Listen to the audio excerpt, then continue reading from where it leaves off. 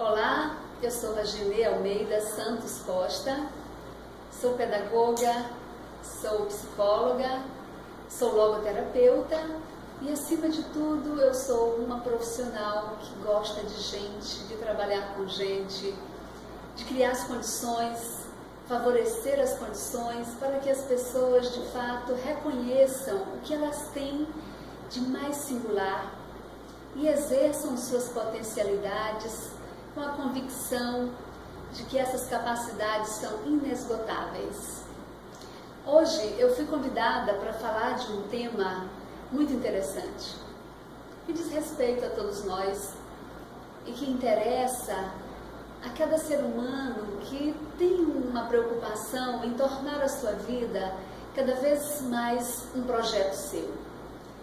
Nós vamos falar de vida autêntica, um exercício do poder ser. Quando nós trazemos essa ideia de autenticidade, soa como algo muito exigente, soa como algo que requer uma congruência, que requer uma coerência profunda, e às vezes isso intimida as pessoas e até as fazem fugir um pouco dessa reflexão. Hoje, a abordagem que eu trago, ela vai procurar tratar esse conceito com profundidade, mas também com um senso de historicidade. Eu vou, claro, recorrer a alguns conceitos existenciais, do existencialismo, alguns conceitos da logoterapia, alguns aspectos até relacionados à psicologia positiva, mas enfim, o que eu quero é transformar esse momento numa conversa com as pessoas que têm interesse em refletir de maneira profunda sobre o seu poder ser. E eu começo com uma questão. Quem de nós escolheu o mundo em que iria nascer? Quem de nós escolheu os pais que teria? Escolheu a geografia em que iria habitar? Que escolheu exatamente o momento histórico que viria ao mundo? Enfim, essas perguntas, obviamente, elas serão respondidas com um não por todos nós. Nós já chegamos ao mundo quando nascemos e encontramos um mundo com suas características, com sua tecnologia, com seu modo de relacionar, com os objetos de cada época e, sobretudo, com a linguagem de cada época. E é nesse mundo onde nós já encontramos tudo aparentemente feito, é nesse mundo que nós somos convidados a ser. E logo quando começamos a desenvolver-nos, percebemos que a linguagem, que é o modo que aprendemos para chegar até o outro, nós percebemos que a linguagem não é capaz de expressar na sua totalidade aquilo que nós sentimos, aquilo que nós pensamos, aquilo que nós percebemos. E por que a linguagem não é capaz? Porque nós somos muito singulares. Cada um de nós traz características tão próprias, tão únicas, que a linguagem, como algo consensual, como algo que é desenvolvido para todos, ela não capta. Ela não pode permitir a tradução da singularidade mais profunda de cada sujeito. E aí já é um limite, como tantos outros limites, né? Limites também no plano biológico. Por nascermos da família X e não da Y, nós trazemos uma carga genética que, ao mesmo tempo que nos dá muitas possibilidades, também traz os limites, traz os riscos, traz as predisposições. E tudo isso pode ser, para algumas pessoas, um convite à acomodação. um convite a ser o que a minha época coloca como tendência, um convite a se deixar levar pela maioria, um convite a não mergulhar na própria consciência e descobrir quem realmente quer ser. Esse é um risco, porque nascemos no mundo e com os outros. Isso nos convida a procurar uma identificação com o coletivo, a entrar em conformidade com o todo. E isso, por um lado, é satisfatório, porque nos permite um sentimento de pertença, nos permite sentir que fazemos parte de grupos, de um coletivo, de uma sociedade, mas isso se torna muito perigoso. Isso se torna muito perigoso quando nós não paramos para identificar na nossa condição de ser a singularidade. Pois é nessa singularidade, é nesse jeito único de perceber o mundo que você pode fazer a diferença para o mundo. Se você for mais um, se você repetir o que a maioria faz, a sua presença no mundo não faz diferença nenhuma. E aqui eu quero lembrar um pouco os grandes nomes que ficaram na história, alguns grandes nomes que deixaram um grande legado. Vamos lembrar de Martin Luther King. Vamos lembrar de Gandhi. Vamos lembrar da própria personalidade atual do Papa Francisco. Perceba o que essas pessoas têm em comum. Elas chegaram num mundo que já existia, com suas regras, com seu estilo, e elas apresentaram ao mundo a percepção delas, o compromisso delas, as crenças delas. E elas não se intimidaram, porque a maioria já pensava dessa ou daquela forma. Elas arejaram o mundo com o seu modo de ser único. E nesse modo de ser, claro que elas foram incompreendidas. Em muitos momentos elas até hoje são incompreendidas. Mas isso não impediu e não impede que o legado que ficou tenha sido um legado que contribui para a liberdade de outras pessoas. E esse tema, eu não poderia deixar de introduzi-lo sem lembrar quem nós somos como seres humanos. Quando eu trago essas personalidades, e elas são tão singulares e que muita gente pode dizer, mas essas são exceções, são gênios.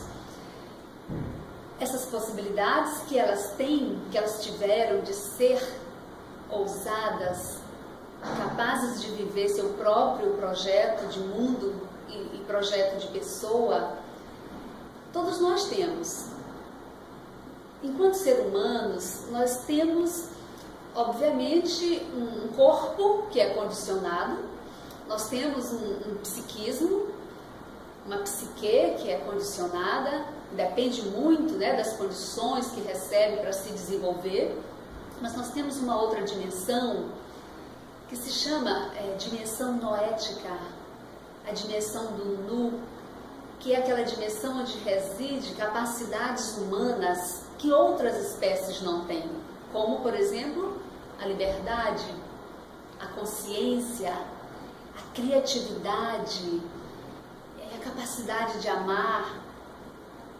Essas capacidades são especificamente de todos os humanos.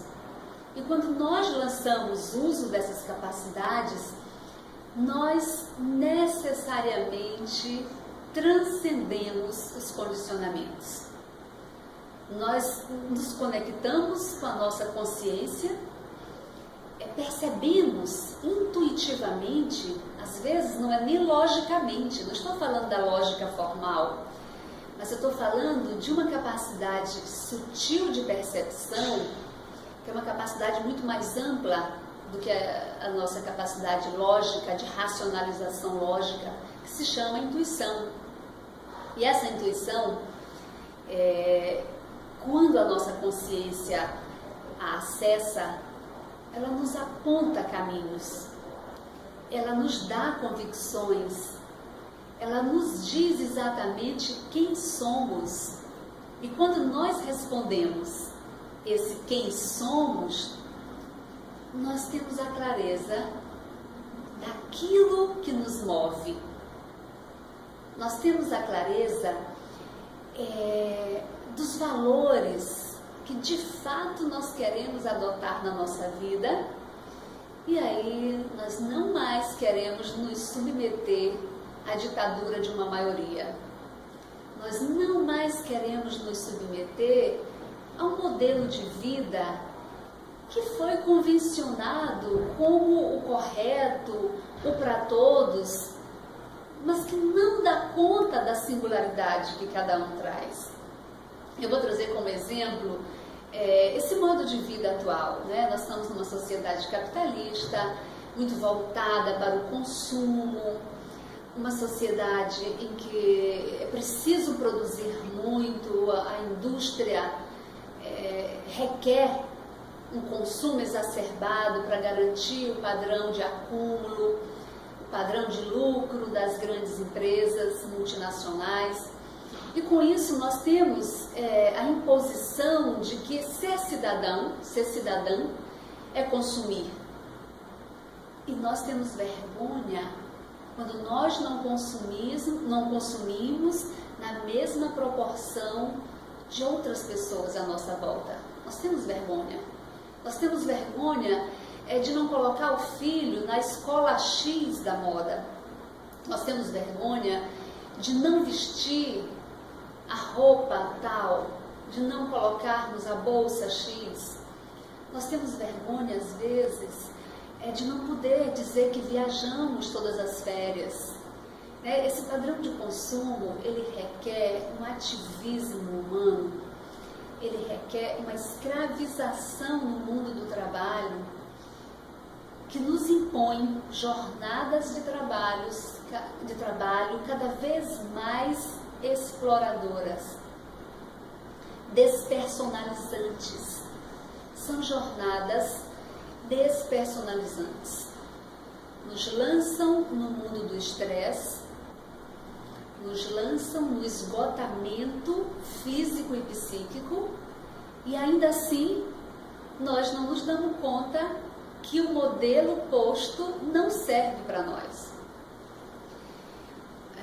Isso ocorre quando nós nos deixamos levar pelo sentimento de massa, de coletividade amorfa. Quando nós paramos e nos conectamos com esse sentimento próprio de ser um ser único, nós nos damos conta de que as nossas necessidades somente nós podemos identificar. Somente cada um sabe o limite do próprio corpo, sabe a disposição que tem para determinados objetivos e interesses, e não se submete. Não se submete. Agora, para não se submeter, é preciso também reconhecer até que ponto está disposto a mudar de estilo de vida também. Mudar hoje, em termos de atitudes no mundo do trabalho, em termos de atitude na forma de se relacionar com a sociedade, requer pensar de maneira profunda o estilo de vida. Viver com autenticidade tem sim um certo nível de exigência, porque exige se avaliar, exige estar numa atitude de autodistanciamento para se reconhecer, para se compreender, para se aceitar, também para se autoprojetar, para se perceber no futuro. Como você quer se ver no futuro? É uma pergunta interessante, se você já tivesse vivido e tivesse uma segunda chance para viver novamente, como você viveria? Depois de ter experimentado todos os prazeres e dores de uma primeira vida, e aí no segundo momento tivesse a chance de viver uma outra vez essa vida, o que você escolheria viver? Será que faria as mesmas escolhas? É possível, né? Algumas pessoas poderão dizer que sim, e outras diriam que não. Que iriam ser muito mais cuidadosas. Essa é uma palavra-chave. Cuidado. O ser humano, ele é tão delicado desde o seu nascimento, ele é tão vulnerável, que essa dimensão do cuidado, ela é imprescindível para se sobreviver. E quando a gente vai crescendo, quando o ser humano vai crescendo, o cuidado, ele se torna ainda algo mais precioso ainda. Porque nos primeiros anos de vida, quem tem a responsabilidade de cuidar da nossa vida são os adultos que estão à nossa volta.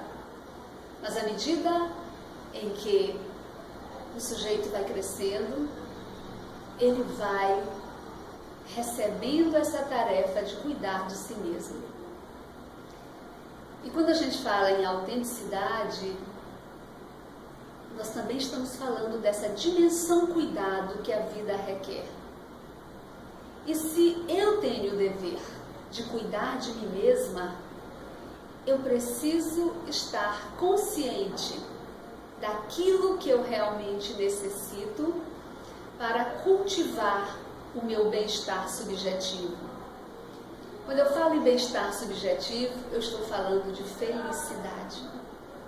Felicidade é um estado de bem-estar subjetivo e que muitas vezes é confundido com aquele bem-estar subjetivo temporário que os prazeres imediatos atendem.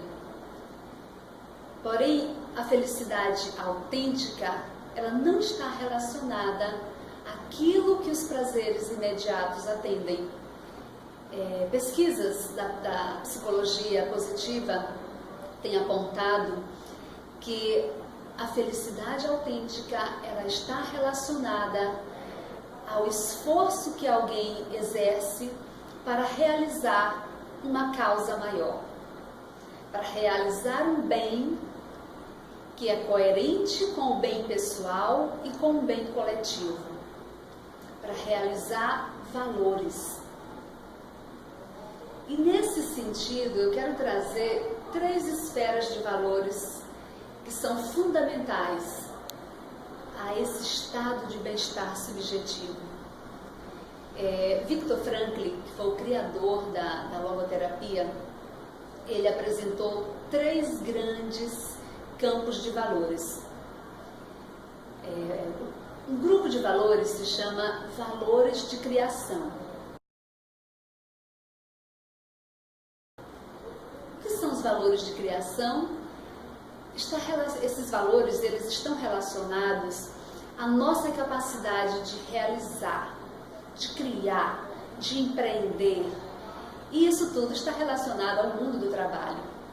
E na nossa sociedade, nesse mundo desde a modernidade para cá, o mundo do trabalho é o que te legitima socialmente. Então, por isso, muitas vezes, as pessoas acreditam que somente os valores criadores dão conta de satisfazê-las e de preenchê-las. E por um tempo dá. Em uma determinada esfera da vida, realmente os valores criadores, eles são imprescindíveis para que você sinta o seu poder ser no mundo. Porém, eles sozinhos também não dão conta de cultivar o seu bem-estar subjetivo. E aí Viktor Frankl apresenta os valores de vivência.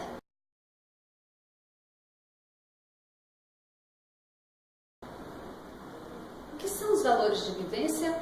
São as nossas ações relacionadas à conexão com o outro, à conexão com a natureza, a receber a natureza, a receber o outro, a sentir o outro.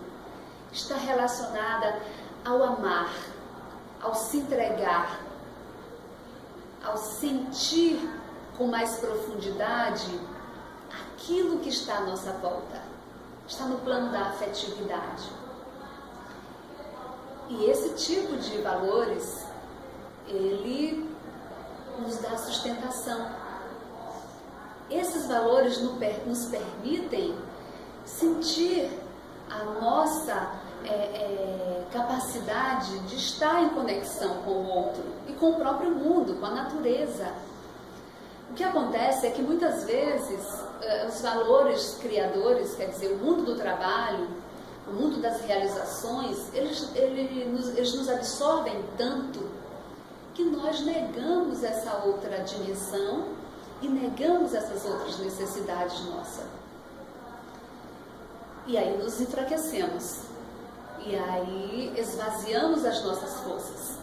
Porque essa capacidade de sentir, essa capacidade de afeto, ela alimenta a nossa segurança e o nosso sentimento de estar firmes diante dos desafios que a vida nos apresenta.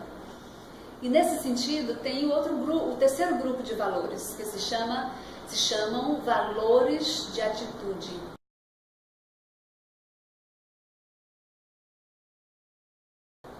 Esses valores, eles estão relacionados à nossa capacidade de transcendência. Por quê? Porque são as nossas atitudes que tomamos quando a realidade material, quando a realidade pessoal não mais é possível ser mudada. E quando o que é material, quando as condições que nós recebemos, elas não são passíveis de mudança, o que é que pode ser mudado? Nós mesmos. Então, os valores de atitude são valores relacionados às atitudes que tomamos, atitudes de superação, atitudes de heroísmo, atitudes de altruísmo, diante daquilo que não pode ser mudado, e nós mesmos nos mudamos, nós mesmos decidimos obter novos aprendizados, nós mesmos decidimos desenvolver novos recursos para lidar com as situações de vida. Eu gostaria de dar um exemplo de Stephen Hawking, o maior físico do século XX e até XXI. Todos nós sabemos que ele teve uma doença degenerativa crônica e talvez muita gente não saiba que todo o conhecimento científico que ele desenvolveu, que todas as descobertas extraordinárias que ele desenvolveu, foi após descobrir que estava com a doença. Até os 20 anos, ele era um garoto absolutamente comum, não se destacava em nada na universidade. Quando ele estava comemorando a sua formatura, o pai dele, que era médico, percebeu que ele tinha algo muito errado. E nessa comemoração mesmo, o pai decidiu que iria mandar avaliá-lo imediatamente, e aí descobriu.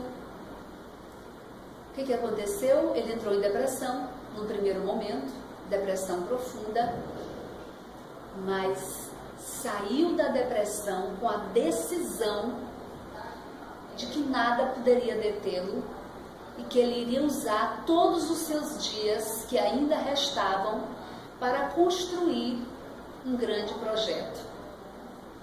Eu trago esse exemplo para mostrar como os valores de atitude, eles revelam a grandiosidade que o ser humano tem dentro de si. Eles revelam que as condições, elas nos afetam, mas elas não nos determinam. E que compete a cada um encarar a vida como, de fato, um mar de possibilidades. Encarar a vida como algo que está aí para possibilitar você exercer a sua capacidade de autotransformação. Não vale a pena ficar se lamentando e dizendo, não, mas todo mundo faz assim, como é que eu posso fazer diferente? Não, você pode sempre. O que não vale a pena é fazer sem um planejamento. O que não vale a pena é assumir uma missão nova, é assumir um recomeço de uma maneira estabanada, sem levar em conta as condições já existentes e as condições que você precisa criar. Você pode assumir o seu sonho, assumir a sua meta. O que você não pode é ignorar que para atingi-la, às vezes é preciso mudar um pouco a rota, dar uma paradinha para adquirir os recursos necessários, ir em busca de alguém, ter humildade para buscar apoio, ter humildade para dialogar com outros e ouvir as perspectivas dos outros, mesmo correndo o risco de, às vezes, ouvir alguma crítica. Agora, mudar o percurso é uma coisa, mudar o sonho é outra. Nesse momento que você pensa em mudar de vida, em escolher recomeçar, uma pergunta é fundamental. Para que realmente eu quero mudar de vida? Para quê? Saia daquela postura de perguntar os porquês. Por que eu estou fazendo isso? Por que eu devo fazer isso agora? Isso não vai ter uma resposta clara. Porque nós somos realmente seres multicondicionados. Então são muitos os fatores que nos afetam e que nos levam a ser quem somos. Agora, algo que você tem de fato uma autonomia para responder é para quê? Para que eu quero fazer isso? Para que eu quero recomeçar? Quando vem claramente o sentido desse para quê, você vai encontrar o como. Vai encontrar o como nesse diálogo com os outros, no novo diálogo com a realidade, no novo diálogo com você mesmo, e você vai seguir em frente. Vai seguir em frente porque está iluminado pela sua meta, pelo seu sonho. Eu trago um pouco de Heidegger, quando ele diz que o ser humano é um ser totalmente de abertura. É um ser que somente ele tem a capacidade de se autoconfigurar. É um ser que, não obstante todas as condições que já recebe ao chegar ao mundo, ele é um ser que tem consciência do seu poder ser. O poder ser de cada um está nas mãos de cada um. E é importante, ao exercer esse poder ser, que a gente se lembre de uma das condições humanas, que é a finitude. Por isso eu trago agora diante de vocês a ampulheta. Quando nós recebemos a vida, essa vida é finita. E o tempo que nós temos, assim como esse tempo da ampulheta, ele vai aos poucos passando. Em alguns momentos ele parece acelerar, mas é ao longo desse tempo que nós temos a chance de nos tornarmos únicos e de deixarmos ao mundo um legado único que, se eu não fizer, ninguém jamais fará. Pense nisso. O seu tempo está em suas mãos.